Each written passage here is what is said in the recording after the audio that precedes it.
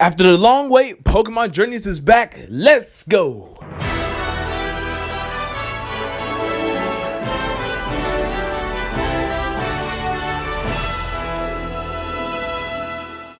Yo, what's up everyone? Treyman1 here. Welcome back to another Pokémon Journeys anime review. Guys, we're finally back after the long 3-week hiatus, guys. Today we will be covering episode 50, the big Dracovish episode that everyone has been waiting for.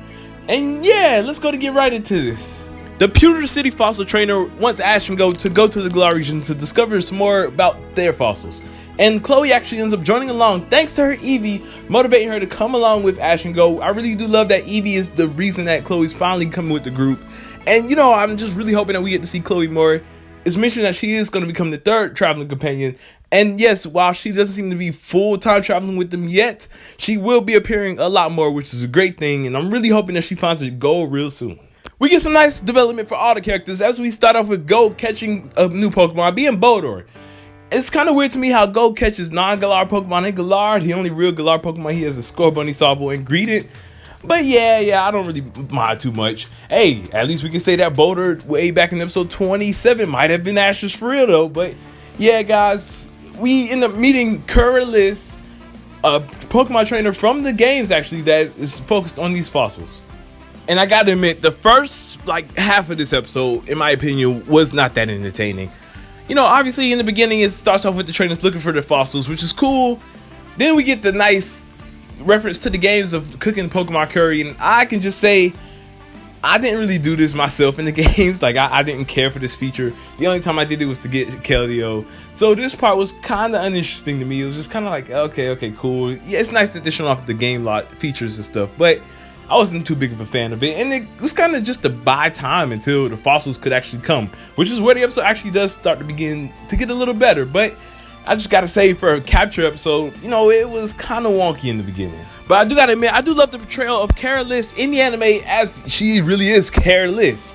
As we can see, you know, they're trying to create two other fossil Pokemon, but in the end up creating Dracovish and Arctozolt, which, you know, I love this about the Galar fossils. You know, there's so many amazing combinations that you can make, and you know, I do hope we get to see their full forms one day in the future. We probably won't. This is probably just going to be the only forms that we will see, but seeing these fossils was very interesting. Dracovish was very derpy.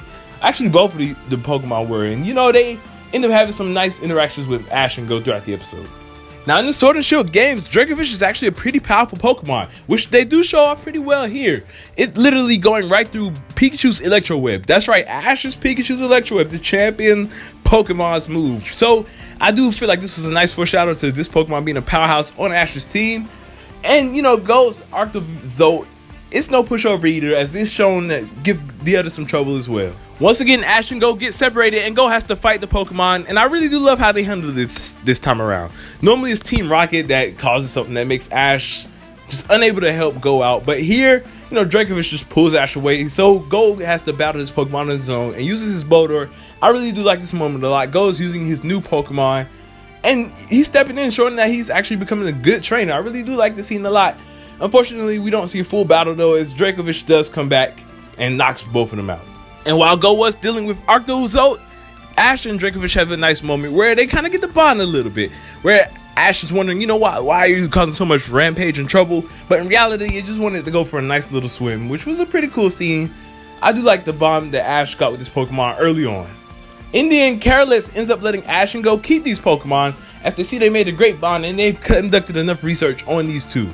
So yeah, this was a pretty cool capture, a double capture at that for Ash and Go. I did not expect Ash to get Dracovish. For starters, you know, Dracovish was another dragon type. He already has two fighting types. I didn't think they would give him another dragon type, but it does have that water typing as well, which kind of makes a lot of sense now. And yeah, this is his 6th member. Like, I really did not expect for him to catch a fossil Pokemon for his 6th member. This is another trend breaker.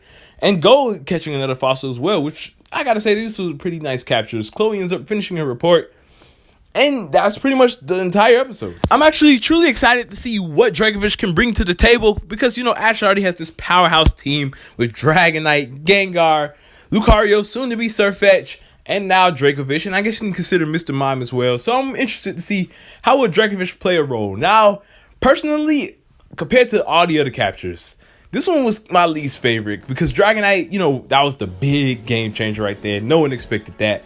Gengar was pretty big because of his backstory. Lucario was the Riolu egg that everyone has been waiting for a long time. And good old Farfetch, man. The biggest plot twist of 2020. No one expected Ash to catch Galarian and Farfetch. And, you know, it was just such a nice, humble capture. But this one, you know, this episode could have been handled a bit better. I feel like if Ash and Go actually battled with their two dragons to really show them off more, then, you know, it would have been more interesting because every other Pokemon that Ash has caught so far has shown to be a big battler, other than maybe Dragonite, of course. But we haven't really got to see much of Dracovish's skills yet, which I'm hoping that we do get to see real soon in the World Championship. I made a tweet actually saying, you know, we may not see Dracovish until episode 70, considering Farfetch is just getting some screen time, which I hope is not the case, because I really do want to see Dracovish's powers. Chloe and Eevee were definitely the highlight of this episode for me. You know, Eevee's personality is just so adorable. I loved it falling asleep as Chloe's doing her homework. And, you know, it's been there for Chloe, helping her dodge some attacks and just helping her be motivated to travel with Ash and Go. I'm really liking how Eevee is having an effect on her character, and I'm really hoping that we get to see more development from her soon. Each of these three characters actually got some great development in this episode, which is why, you know, I gotta say this was a good episode to come back on. Yeah, it was kind of boring in the beginning, but it still does a great job in developing these characters even further and gives me high hopes for season 2. But yeah, everyone in the comment section down below, let me know what your thought of today's episode. Were you surprised about Dracovish's capture? Because I know I definitely was. And yeah, it's going to be interesting to see how this Pokemon develops. Thank you all for watching. I hope y'all enjoyed. Don't forget to leave a like and subscribe. TreyMan1. Peace out.